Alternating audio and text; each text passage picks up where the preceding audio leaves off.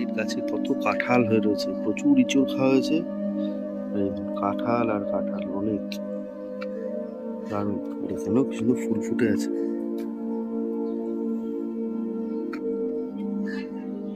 কত সুন্দর একটা ফুল, দারুণ জবার কালারটা, এত ভালো কালার।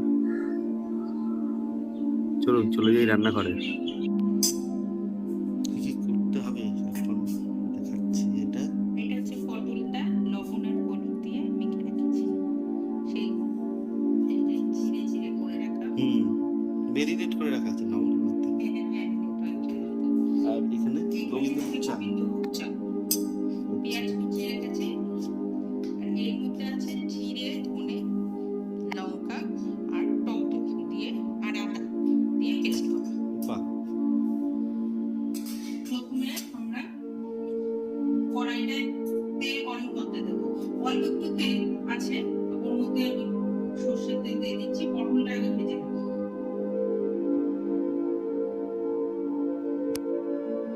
আমাদের এই গ্যাসের লাইনটা কবে চালু হবে? পিএনজিটা পাইপ লাইনে গ্যাস শুনেছি সস্তা পড়বে, তাই না?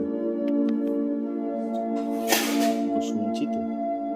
তেল গরম তেলটা গরম হয়ে গেছে, এবার পটলগুলোকে একটা করে নিয়ে ভেজে নেবো। বাইরে এতটাই যে গরম, পা রাখতে পারছি না। মনে হচ্ছে ওই বাগানের যেগুলো হয়েছে এগুলো দেখাতে যাচ্ছে না। লেবুটা দেখাবো, আম হয়েছে, কাঁঠালের কাঁঠালটা দেখি আর জন্য পাঠিয়েছি। পটলগুলো ভাজা হয়ে যাক সব একবারে, তারপরে মশলা দিই।